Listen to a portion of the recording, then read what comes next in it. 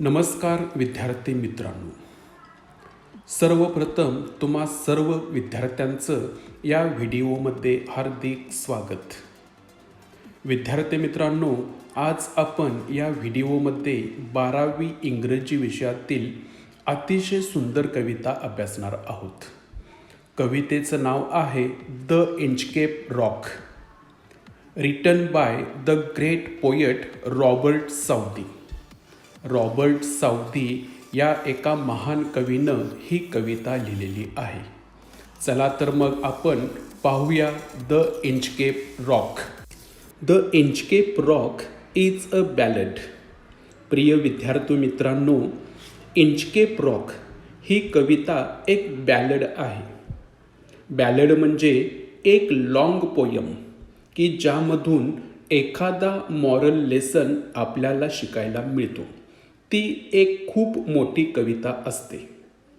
It's the story of the 14th century attempt by the abbot of Aberbrothok to install a warning bell on Inchcape, a notorious sandstone reef about 11 miles, that is 18 kilometers off the east coast of Angus, Scotland, near Dundee and Fife, occupied by the Bell Rock Lighthouse. विद्यार्थी मित्रांनो, ही 14व्या शतकामधील एक सुंदर story आहे की ज्यावेळी एका ॲबॉटने म्हणजे धर्मगुरूने एक वॉर्निंग बेल बसवली होती. त्याला इंचकेप बेल म्हणून ओळखलं जायचं. ती बेल कोठे बसवली होती तर बेल रॉक लाईट हाऊस यांच्या ताब्यात असलेल्या Angus, Scotland, near Dundee and Fife इथे त्यांनी ती बेल बसवली होती. Saudi was inspired by the legendary story of a pirate who removed the bell on the Inchcape Rock, placed by the abbot of Aberbrothock. मित्रांनो, ही story एका लिजंडरी स्टोरीपासून inspire आहे की ज्यामध्ये एका पायरेट की ज्याला आपण समुंदर के लुटारे म्हणतो, आणि त्या पायरेटने इंचकेप रॉकवरती असणारी बेल काढून टाकली, जी बेल ॲबॉट ऑफ ॲबरब्रुथॉक म्हणजे एका धर्मगुरू यांनी बसवलेली होती. The poem gives us a message that those who do wrong things will meet with due punishment. या कवितेच्या माध्यमातून कवीने एक सुंदर सल्ला आपल्याला दिलेला आहे. जी लोक वाईट कृत्य करतात त्यांना त्यांच्या वाईट कृत्याची पनिशमेंट नक्कीच मिळते. हा मौलिक संदेश या कवितेच्या माध्यमातून कवीनं दिलेला आहे. अतिशय सुंदर अशी ही कविता आहे.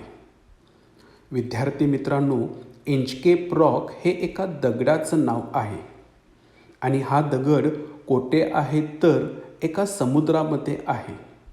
समुद्राच्या पाण्याच्या लेवलला हा दगड असल्यामुळे लांबून हा दगड दिसायचा नाही. त्यामुळं काय व्हायचं, जेव्हा सेलर्स खलाशी लोक समुद्रातून प्रवास करायचे तेव्हा त्यांचं जहाज किंवा त्यांची बोट त्या दगडाला येऊन धडकायची आणि मग ते जहाज असेल किंवा त्यांची बोट असेल बुडून जायची, कारण की त्या सेलर्सना, खलाशांना तो दगड लांबून दिसायचा नाही. चला तर मग आपण इंचकेप रॉक आणि इंचकेप बेल या संबंधित सविस्तर माहिती प्रत्यक्ष कवितेमध्ये अभ्यासूया. Now let's see the poem line by line. In the very first stanza of the poem the poet says that no stir in the air, no stir in the sea, the ship was as still as she could be. Her sails from heaven received no motion. Her keel was steady in the ocean. या स्टांजामध्ये कवीनं त्या दिवशी वातावरण कसं होतं त्याचं थोडक्यात वर्णन इथं केलेलं आहे. काय म्हणतो पहा कवी, no stir in the air. स्टर हालचाल. No stir in the air. हवेमध्ये कोणत्याही प्रकारची हालचाल त्या दिवशी नव्हती.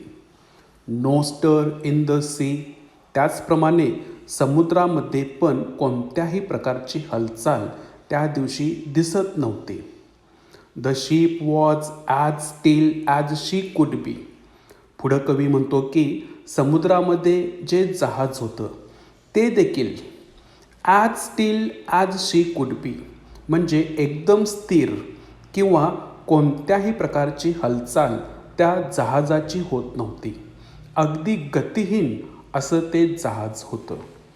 पुढं कवी म्हणतो की her sails from heaven received no motion. Sails म्हणजे जहाज हलविण्यासाठी जे वल्हे असतात त्यांना सेल्स म्हणतात. आणि त्या जहाजाचं सेल्स देखील कोणत्याही प्रकारची हालचाल करत नव्हतं. Her keel was steady in the ocean. Keel म्हणजे जहाजाचा खालचा पोलादी कणा. आणि समुद्रामध्ये जे जहाज होतं त्याचं किल देखील स्थिर होतं. थोडक्यात कोणत्याही प्रकारची हालचाल त्या दिवशी आपल्याला समुद्रामध्ये पाहायला मिळत नव्हती असं कवी सांगतो.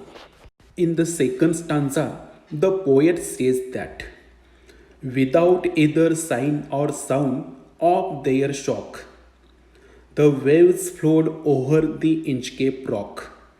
So little they rose, so little they fell. They did not move the Inchcape bell. कवी इथे सांगतो की विदाउट इदर साइन और साऊंड ऑफ देअर शॉक. त्या दिवशी समुद्रातील लाटांचा कोणत्याही प्रकारचा आवाज किंवा त्या लाटांची हालचाल ऐकू येत नव्हती. The waves flowed over the Inchcape rock. लाटा अतिशय संतपणे हळुवारपणे त्या इंचकेप रॉकवरून वाहत होत्या. सो लिटल दे रोज, सो लिटल दे फेल. कवी काय सांगतो? सो लिटल दे रोज. अतिशय हळुवारपणे त्या लाटा रोज म्हणजे उंचावत होत्या. सो लिटल दे फेल व अतिशय हळुवारपणे त्या लाटा पुढं सरकत होत्या. They did not move the Inchcape bell. आणि त्या लाटांमुळे ती इंचकेप बेल हलत नव्हती, मूव्ह होत नव्हती, जी इंचकेप रॉक जवळ लावलेली होती. ज्यावेळेस लाटा अतिशय जोरात वाहत असतात तेव्हा ती बेल हलायची.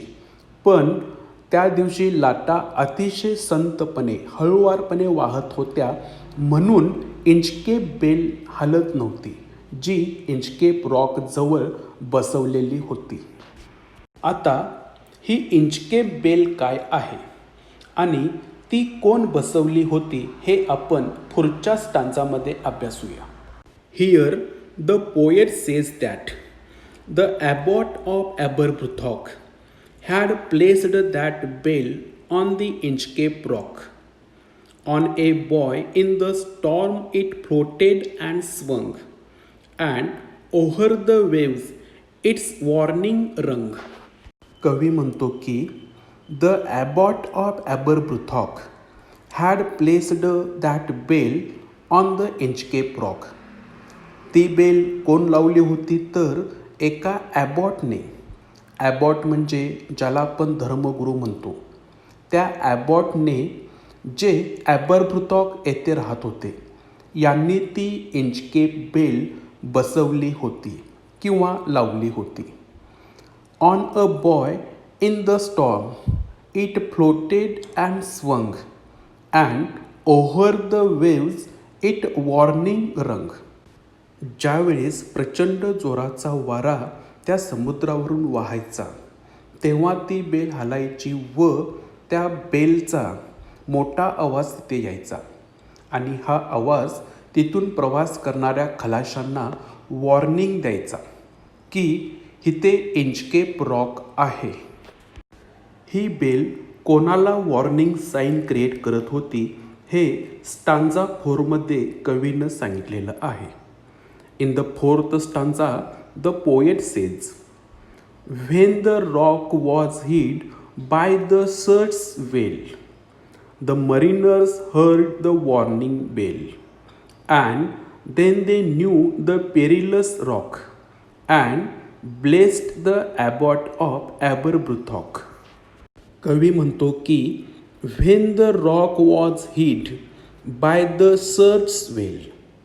सर्च वेल म्हणजे sudden and great rise in the level of the sea. समुद्रातील पाण्याच्या पातळीमध्ये अचानक व मोठ्या प्रमाणात वाढ होणे. कवी म्हणतो की व्हेन द रॉक वॉज हिड बाय द सर्च वेल म्हणजे जेव्हा अचानक व मोठ्या प्रमाणात समुद्रातील पाण्याची पातळी वाढायची तेव्हा तो इंचकेप रॉक हिड म्हणजे दिसत नसायचा, तो लपायचा. The mariners heard the warning bell आणि तेव्हा तिथून प्रवास करणारे जे नाविक मरीनर्स असायचे त्यांना त्या बेलचा आवाज ऐकू यायचा. And then they knew the perilous rock आणि मग त्यांना माहीत व्हायचं की समोर कोणता तरी पेरिलस म्हणजे डेंजरस खडक दगड आहे. And blessed the abbot of Aberbrothok आणि अशा प्रकारे ते सर्व मरीनर्स ॲबॉट ऑफ ॲबरब्रुथॉकला आशीर्वाद द्यायचे. थोडक्यात ॲबॉट ऑफ ॲबरब्रुथॉकमुळे त्या बऱ्याच लोकांचा जीव वाचायचा. In the fifth stanza, the poet says that the sun in heaven was shining gay. All things were joyful on that day. The seabirds screamed as they filled round, and there was joyance in their sound. त्या दिवशी वातावरण कसं होतं याचं अतिशय सुंदर वर्णन या स्टांजामध्ये कवीनं केलेलं आहे. कवी इथे म्हणतो की the sun in heaven was shining gay. स्वर्गात जसा सूर्य चमकत असतो तसा त्या दिवशी आकाशामध्ये सूर्य चमकत होता. All things were joyful on that day. कवी म्हणतो की त्या दिवशी संपूर्ण दिवस जॉयफुल म्हणजे आनंदी होता. The sea birds screamed as they फील राऊंड. समुद्र किनाऱ्यावरती जे सी बर्ड्स म्हणजे समुद्र पक्षी असतात ते अतिशय आनंदाने समुद्रावरून विहार करत होते. दे फील राऊंड गोलाकार दिशेने ते पक्षी समुद्रावरती फिरत होते. And there was joyance in their sound आणि त्या पक्ष्यांच्या आवाजामध्ये सुद्धा खूप असा आनंद दिसून येत होता. विद्यार्थी मित्रांनो, आता या स्टोरीमध्ये एक ट्विस्ट आहे. जसं की आपण पाहतो प्रत्येक स्टोरीमध्ये एक विलन असतो, तसं या स्टोरीमध्ये सुद्धा एक विलन आहे आणि त्या विलनची एंट्री स्टांजा 6मध्ये होते. In the 6th stanza the poet says that the buoy of the Inchcape bell was seen. A darker speck on the ocean green. Sir Ralph the Rover walked his deck, and he fixed his eye on the darker speck. Sir Ralph the Rover हा एक pirate की ज्याला आपण समुंदर के लुटेरे म्हणतो आहे आणि सर राल्फ द रोवर याला ती इंचकेप बेल दिसून आली. The buoy of the Inchcape bell was seen. Sir Ralph the Rover हा एक पायरेट आहे आणि त्याला ती इंचकेप बेल दिसून आली. The darker speck on the ocean green. त्या हिरव्यागार समुद्रामध्ये लांबून ती बेल एका काळ्या डॉटसारखी म्हणजे डार्कर स्पेकसारखी दिसत होती. Sir Ralph the Rover walked his deck. जेव्हा सर राल्फ द रोवर जहाजाच्या डेकवरून चालत होता तेव्हा त्याला ती बेल दिसली. And he fixed his eye on the darker speck आणि त्याने आपले पूर्ण लक्ष त्या डार्कर स्पेककडे दिले. त्या बेलकडे त्यांनी कॉन्सन्ट्रेट केलं. इंचकेप बेल पाहिल्यानंतर सर राल्फ द रोवर याची स्टेट ऑफ माइंड कशी चेंज होते ते 7व्या स्टांजामध्ये कवीनं सांगितलेलं आहे. So let see the 7th stanza of the poem. Here the poet says that he felt the cheering power of spring. It made him whistle, it made him sing. His heart was mirthful to excess, but the rover's mirth was wickedness. कवी म्हणतो की he felt the cheering power of spring. Spring सीझनमध्ये म्हणजे वसंत ऋतूमध्ये वातावरण जसं cheerful असतं, आनंदी असतं, तसा आनंद त्या रोवरला इंचकेप बेल बघितल्यानंतर झाला. इतका त्याला आनंद झाला की इट मेड हिम व्हिसल. तो आनंदाने शिट्या मारू लागला. It made him Singh. ती बेल बघितल्यानंतर तो गाणेसुद्धा गाऊ लागला. इतका प्रचंड आनंद ती बेल बघितल्यानंतर त्याला झाला. His heart was mirthful to excess. त्याचं हृदय आनंदानं भरून गेलं. But the rover's mirth was wickedness. पण त्याचा आनंद हा दृष्टपणाचा आनंद होता. काहीतरी वाईट कृत्य करायचं आहे असा त्याचा आनंद होता. त्याच्या आनंदापाठीमागचं कारण वाईट कृत्य होतं. His eye was on the Inchcape float. quoth he, my men put out the boat and row me to the Inchcape rock, and I will plague the abbot of Aberbrothock. काय म्हटलं आहे या स्टांजामध्ये? His eye was on the Inchcape float. त्या रोवरची नजर आता त्या इंचकेप बेलवरती होती. Quoth he, my men put out the boat. मग तो रोवर त्यांच्या लोकांना सांगतो की ही जी बोट आहे ती त्या बेलकडे वळवा. And row me to the Inchcape rock. आणि मला त्या इंचकेप रॉककडे घेऊन चला. And I will plague the abbot of Aberbrothok. आणि मला त्या ॲबॉट ऑफ ॲबरब्रुथॉकला त्रास द्यायचा आहे असं तो त्या बोटमध्ये असलेल्या आपल्या लोकांना सांगतो. In the 9th stanza the poet says that the boat is lowered, the boatmen row, and to the Inchcape rock they go. Sir Ralph bent over from the boat and he cut the bell from the Inchcape float. काय सांगितलं आहे पहा इथं? The boat is lowered, the boatmen row. ते जे काय बोटमेन होते, खलाशी लोक होते, त्यांनी आपली बोट त्या बेलच्या दिशेने न्यायला सुरुवात केली. And to the Inchcape rock they go. आणि ते इंचकेप रॉकच्या दिशेने आता निघाले. Sir Ralph bent over from the boat. आणि जेव्हा ती बोट बेलजवळ आली तेव्हा सर राल्फ बोटमधूनच वाकला. And he cut the bell from the Inchcape float.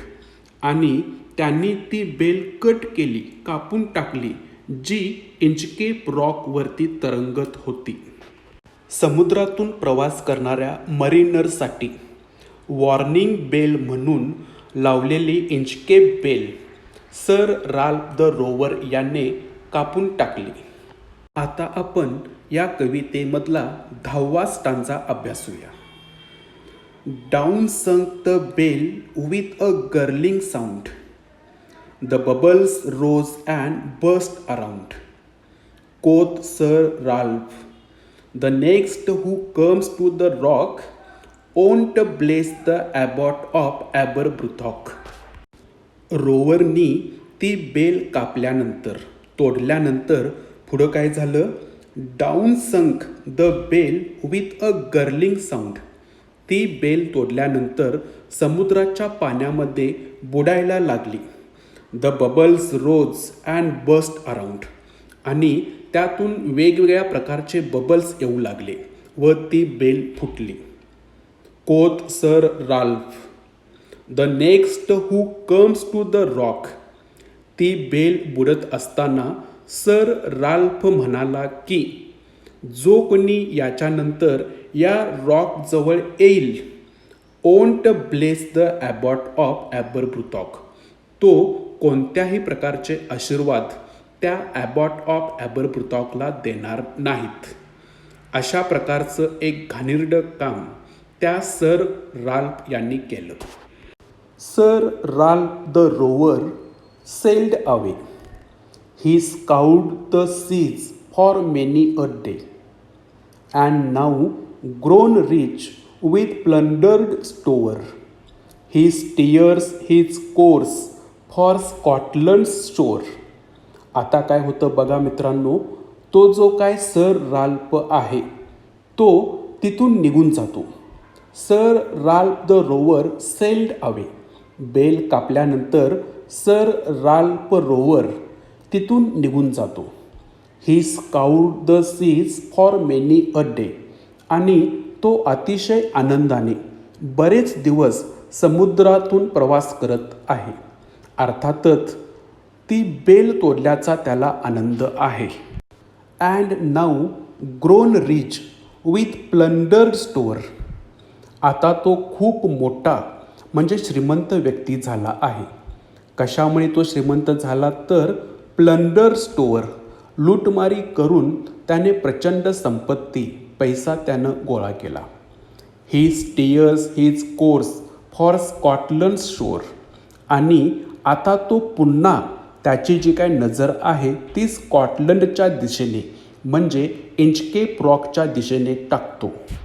So thick a haze overspreads the sky. They cannot see the sun on high. The wind hath blown a gale all day.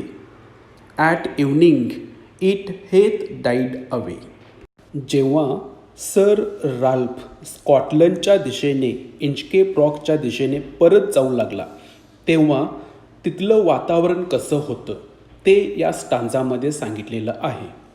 कवी म्हणतो की so thick a haze overspread the sky.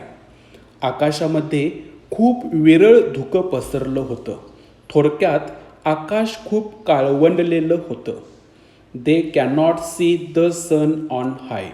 त्यांना आता सनही दिसत नव्हता, उजेडही दिसत नव्हता. उजेड पूर्णपणे नाहीसा झालेला होता. The wind hath blown a gale all day. आणि त्या संपूर्ण दिवशी अतिशय वेगाची हवा सुटलेली होती. अतिशय वेगाचं वारं त्या दिवशी वाहत होतं. At evening it hath died away. आणि खास करून सायंकाळच्या वेळी तर अतिशय जोरात वारं वाहत होतं. आणि हे सगळं कुठं होत होतं तर इंचकेप रॉक जवळ. आणि त्या इंचकेप रॉक जवळ हा सर राल्फ रोवर गेलेला आहे. आता आपण या कवितेमधला 13वा स्टांजा अभ्यासूया. On the deck the rover takes his stand. So dark it is they see no land.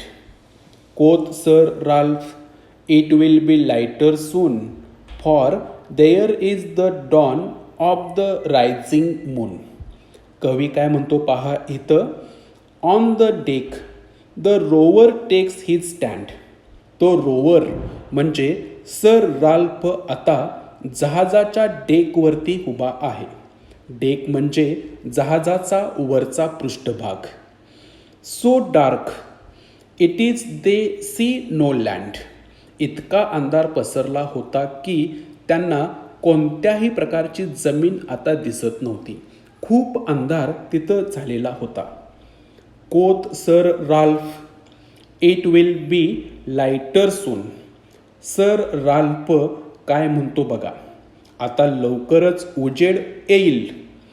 For there is the dawn for the rising moon.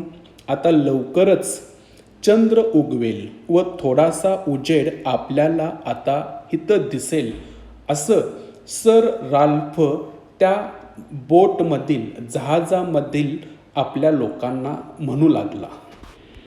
Here the poet says that. Canst hear said one, the breakers roar, for methinks we should be near the shore. Now where we are I cannot tell, but I wish I could hear the Inchcape bell.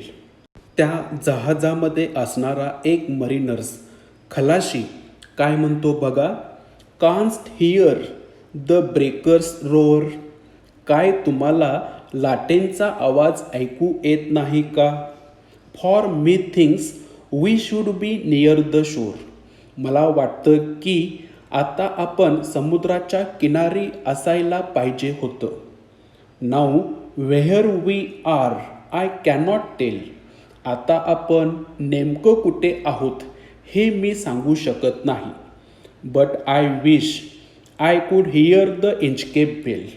पण जर आपण Inchcape बेलचा आवाज ऐकू शकलो असतो तर आपण आता नेमके कुठे आहोत हे आपण शोधू शकलो असतो, असं त्या जहाजामधला एक मरीनर्स बोलू लागला, सांगू लागला. Now look at the 15th stanza of the poem. They hear no sound. The swell is strong. Though the wind hath fallen, they drift along, till the vessel strikes with a shivering shock. O Christ, it is the Inchcape rock. कवी काय म्हणतो पहा इथं. They hear no sound. The swell is strong. लाटांचा आवाज इतका मोठा होता की त्यांना इतर कोणताही आवाज ऐकू येत नव्हता. Though the wind hath fallen, they drift along. ज्या दिशेने वारा वाहत होता त्या दिशेने त्यांचं जहाज जात होतं, भरकटत होतं. Till the vessel strikes with a shivering shock. O Christ, it is the Inchcape rock. आणि ते जहाज कधीपर्यंत भरकटत होतं, जोपर्यंत ते जहाज इंचकेप रॉकला येऊन जोरात धडकत नाही तोपर्यंत ते जहाज त्या समुद्रामध्ये भरकटत होतं. आणि शेवटी इंचकेप रॉक जवळ आल्यानंतर ते जहाज त्या दगडाला धडकलं. इंचकेप रॉकला ते जोरात येऊन आदळलं. Look at the second last stanza of the poem. Sir Ralph the rover tore his hair. He crushed himself in his despair. The waves rush in every side. The ship is sinking beneath the tide. काय म्हटलं आहे इथं. Sir Ralph the Rover tore his hair. आणि जेव्हा sir राल्फला कळालं की त्याचं जहाज इंचकेप रॉकला धडकलं आहे तेव्हा तो जोरजोरात आपले केस ओढू लागला. ही crust himself in his despair. तो इतका नाराज झाला की तो स्वतःलाच शिव्या शाप आता देऊ लागला. The waves rush in every side. समुद्राच्या लाटा प्रत्येक बाजूनं त्या जहाजाच्या आतमध्ये आता शिरत होतं. The ship is sinking beneath the tide. आणि आता हळूहळू ते शिप समुद्राखाली बुडू लागलं. ते जहाज आता समुद्रामध्ये बुडू लागलं. Now look at the last stanza of the poem. In the last stanza the poet says that. But even in the dying fear one dreadful sound could the rover hear. A sound as if with the Inchcape bell, the devil below was ringing his knell. कवी सांगतो की but even in his dying fear. आता मरणाच्या दाढेमध्ये हा sir Ralph the rover आहे आणि मरणाच्या भीतीमध्येच one dreadful sound could the rover hair. त्या रोवरला एक भयानक ड्रेडफुल आवाज ऐकू येऊ लागला आणि तो आवाज फक्त त्या रोवरलाच ऐकू येत होता. A sound as if with the Inchcape bell. Inchcape bell बुडताना जसा आवाज येत होता तसाच आवाज ते जहाज बुडताना येत होतं.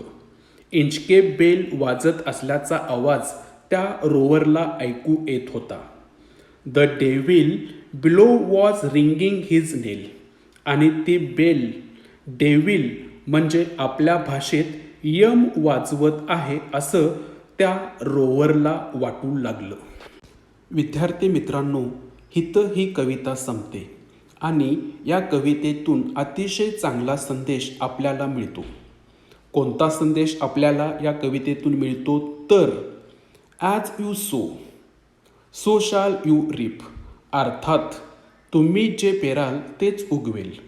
जर तुम्ही चांगलं काम केला तर निश्चितच तुम्हाला त्याचं चांगलं फळ मिळेल. Punishment and reward are very important in our life. Punishment शिक्षा आणि बक्षीस ह्या दोन्ही गोष्टी आपल्या जीवनामध्ये खूप महत्त्वाच्या आहेत. If you do good things reward will be given. जर तुम्ही चांगलं काम केला तर त्याचं चांगलं फळ निश्चितच मिळेल. But if you do bad things definitely punishment will be given. आणि जर समजा तुम्ही वाईट काम केला तर निश्चितच तुम्हाला तुमच्या वाईट कर्माचं फळ मिळेल.